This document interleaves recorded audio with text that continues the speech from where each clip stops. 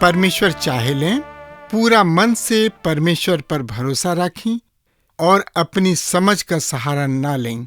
उन्हीं के सुमिर के सब काम करें, तब उ तोहरा खातिर सोझ रास्ता निकली है। जिंदगी की राह का यह लक्ष्य है कि आपके परमेश्वर के रास्ता में मजबूत करे और आपकी जिंदगी में मार्गदर्शन करे। कृपा करके हमारे कार्यक्रम देखें और सुनें, ताकि परमेश्वर आपकी जिंदगी का मार्गदर्शक ठहरें। हाँ मित्र, ये अध्याय में सच्चाई और बुराई के बात बतावल गइल बा। सबसे पहले जीभ और एकरा बाद दिल पर जोर दिहल गइल बा। त एकरा बारे में जानकारी खातिर रोआ हमरा संगे आपन पवित्र शास्त्र बाइबल निकाल ली। हाँ, तो ओमे देखी नीति वचन के किताब 15 अध्याय के 1 पद के हमरुआ सामने पढ़ रहल बानी। सुनी ध्यान से। कोमल जवाब से क्रोध शांत हो जाला, पर कटु वचन से क्रोध भड़क उठेला। मित्र, हम जाना तानी यह पद के पढ़ला से जौना लोग के रोआ के याद आ रहल बा उ ह अबीगैल औरी नबाल। हमरा किने बहुत ऐसन नीति वचन बा जौन की ओहनी लोग के ऊपर ठीक बैठेला। अबीगैल एगो बहुते ही सुगर प्यारी मेहरारू रही। नबाल ओकर मर्द रहन, उ मूर्ख रहन, फिर भी उ धनी रहन। के सुंदरता और जानवर नामक किताब लिखले। एह कहानी में सुंदरता अबीगैल हई और जानवर नबाल हवे। जब अबीगैल ई सुनली कि नबाल दाऊद के नाराज करे वाला जवाब देले बाणे, उ तुरंत अपना नौकर सब से कहली कि जल्दी भोजन सामग्री तैयार कर लो। एकरा बाद उ दाऊद से मिले जाताड़ी। एकरा बाद उ सामने मुंह के भरे गिर जाताड़ी। उ उनका के भविष्य के राजा के रूप में पहचाना ताड़ी। उ औरत दाऊद के नरम दिल से जवाब दिहली और दाऊद के क्रोध उतर गइल। रुआ नया नियम में भी पाइप की प्रभु यीशु मसीह सदुकी सब से भी और फरीसी सब से बहुत ही कठोरता पूर्वक बात चित कइलन। मत्ती रचित सुसमाचार 23 अध्याय में उ बहुते बात के बतौले बाणे, लेकिन रउआ एगो बात पर ध्यान दही कि उ कतना अनुग्रहकारी रहन। उन्हीं लोगन के खातिर जौना के की अनुग्रह के आवश्यकता रहे, उ ओ गरीब औरत से जौन पाप में पड़ल रहन। मित्र, त एकरा बारे में जानकारी खातिर रुआ हमरा संगे यूहन्ना रचित सुसमाचार 8 अध्याय के 11 पद के हम रुआ सामने पढ़ रहल बानी। सुनी ध्यान से। हम भी तोहरा पर दंड के आज्ञा नहीं देत और फिर पाप मत करिहा। आई यही लगले हमन के पढ़ी जा नीति वचन की किताब 15 अध्याय के 2 पद के रुआ सुनी ध्यान से। बुद्धिमान के जीभ ज्ञान के उचित बयान करेले, पर मूर्ख सब के मुंह मूर्खता ही उगलेला। हमने के लोगन के जवाब अनुग्रह पूर्ण देवे के चाही। नीति वचन 15 अध्याय के 3 पद इस तरी से बतावता, परमेश्वर यहोवा के आँख सब आस्थान में लागल रहले, उ बुरा भला दोनों के देखत रहले। मित्र, रुआ दया और बाया और मुड़ के देखत ई कह सकतानी कि रउआ के केहू नइखे देख रहल, लेकिन परमेश्वर रउआ के देख रहल बाड़े। याद करी, जब मूसा देखले कि उनका एगो भाई के मिस्री मार रहल बा, तो अपन दाया और बाया ओर मुड़ के देखले। एकरा बाद ओह मिस्री के मार गिरौले, यानी कि मार दिहले। ऊ ऊपर देखे भूल गइलन। ऊ ई ना सोचलन कि केहू हमरा के देख रहल बा, मगर परमेश्वर सब कुछ देख रहल बाड़े। सड़क के नीचे ए धरती पर ऐसन कोनो भी बात नइखे जेकरा के परमेश्वर नइखन देख रहल। परमेश्वर हर जगह उपस्थिति बाड़े। ऊ भला बुरा दोनों के खूब बढ़िया तरी जानताड़े। त एकरा बारे में यही अध्याय के 4 पद ए तरी से बता रहल बा। मधुर वचन बोले वाली जीभ जिंदगी के फेड़ ह, पर जेकर टेढ़ा बात आत्मा के कुचल देला। मित्र, यहाँ पर पुनः जीभ के बखान बा। ये हमनी के बहुते बड़ समस्या में डाल सकेले और ई हमनी के समस्या से भी निकाल सकेले। ई हमनी खातिर आशीष या श्राप दोनों ह। नीति वचन की किताब 15 अध्याय के 5 पद एह तरी से बता रहल बा।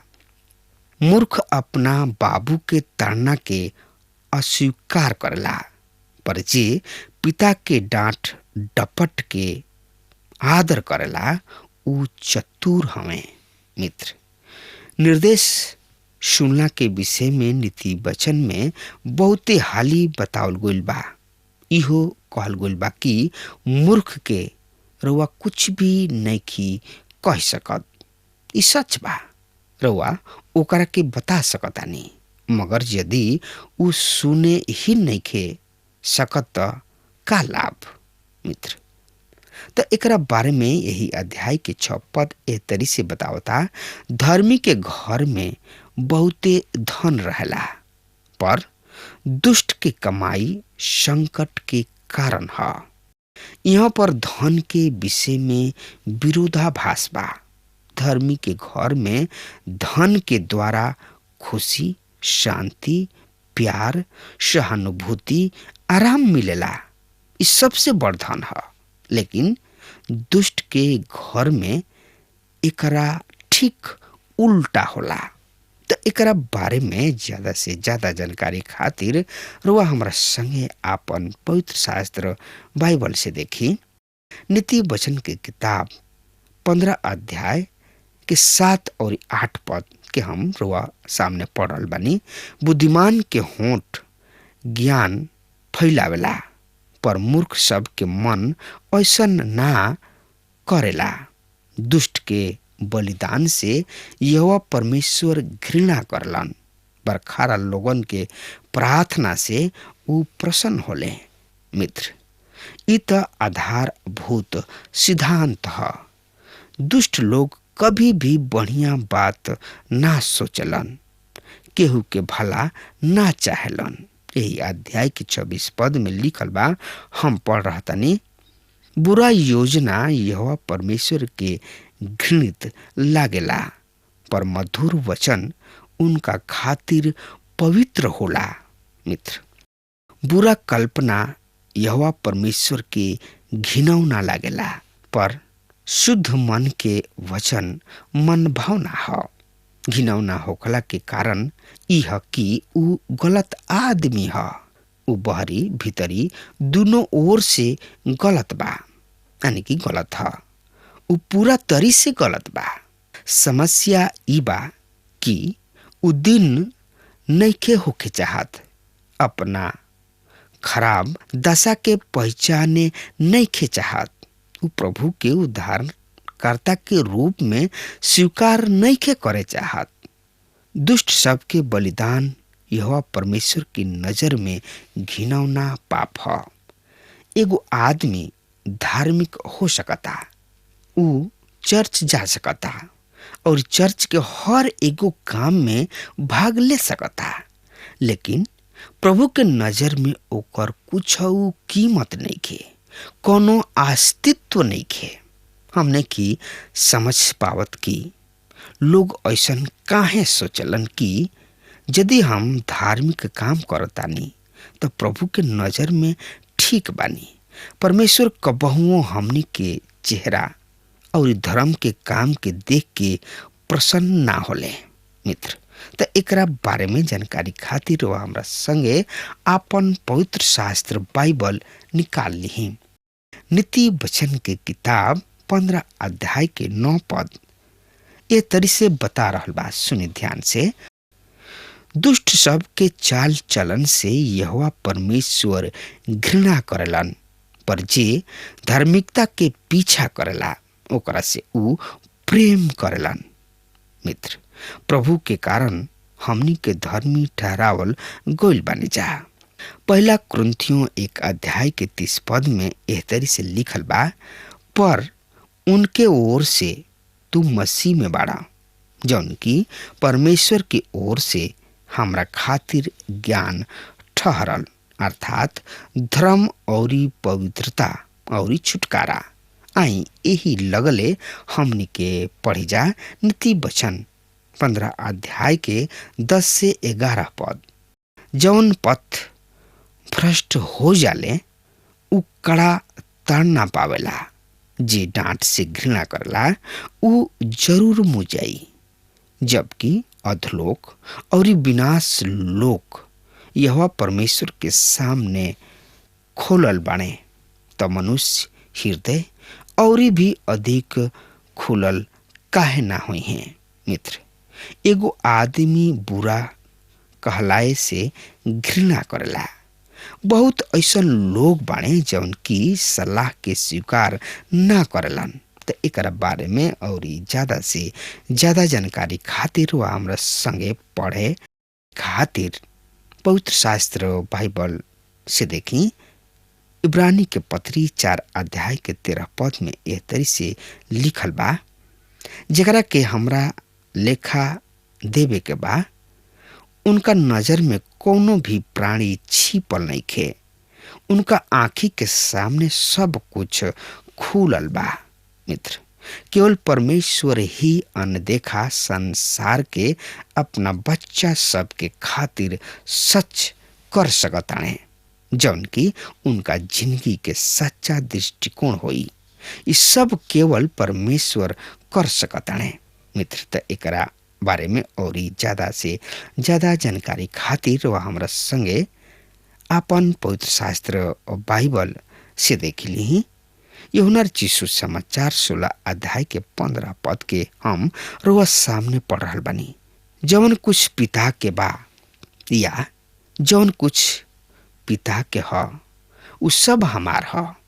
ऐसे हम कहनी उ हमरा बात के लेके तोहरा पर प्रकट करी है। ये बहुत ही महत्वपूर्ण बात बा जौन की हमने के जानल बहुत ही जरूरी बा।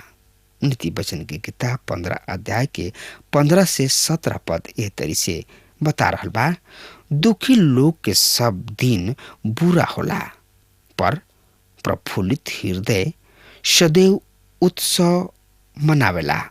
परेशानी से संचित विशाल कोष से इहे उत्तम है कि यहोवा के भय के साथ थोड़ा ही होखे। बैर भाव के साथ मोट जानवर के मांस खाए के अपेक्षा प्रेम के साग पात खाइल उत्तम है।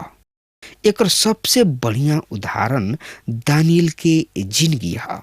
उनका के बेबीलोन की गुलामी में ले जाइल गइल।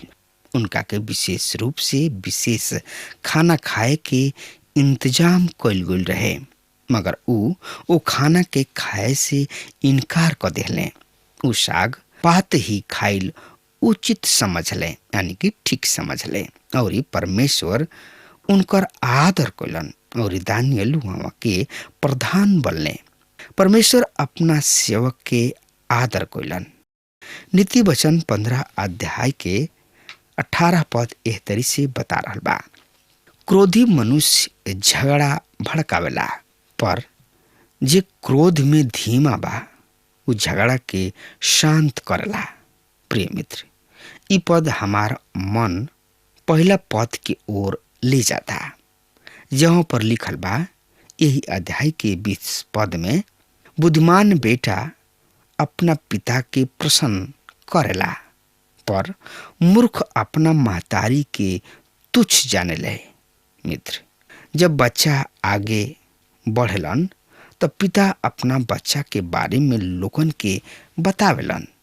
जब बच्चा गिरे लगेला तब पिता के मुंह से शब्द ना निकलेला, काहे कि बच्चा अपना जिंदगी के राह भुला गुल बा।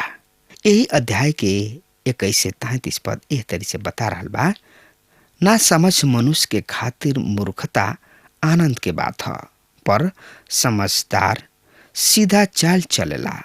बिना सलाह की योजना निसफल हो जाला, पर अनेक सलाहकार के सलाह से उ सफल हो जाले। अपना मुख से सही उत्तर दिहला पर मनुष्य आनंदित होले, और यथा समय कहल गोइल वचन के ही भला होला।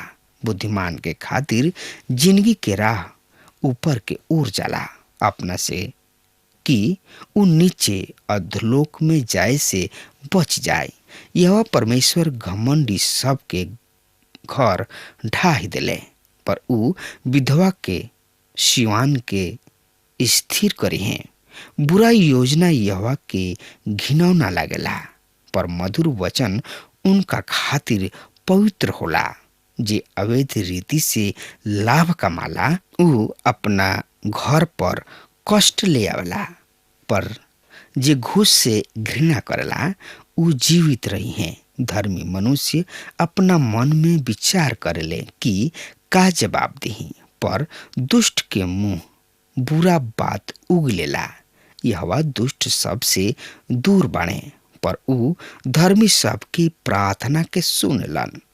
आंख के चमक से हृदय प्रसन्न होला, शुभ संदेश से हड्डी पुष्ट होला।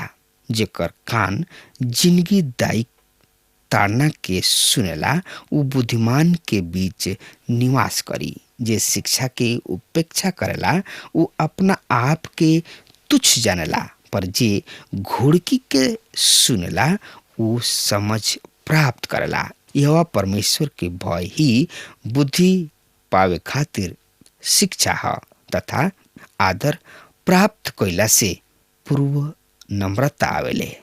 सबसे बड़ बात जौन की मनुष्य के सीखे के बा उ ई बा कि उ दिन बने। हम सब के सीखे के आवश्यकता बा। अब हमार समय खत्म हो रहा बा, तब तक खातिर रुआ हमरा के आज्ञा दही। परमेश्वर रुआ के बहुत ही आशीष देस। आमीन।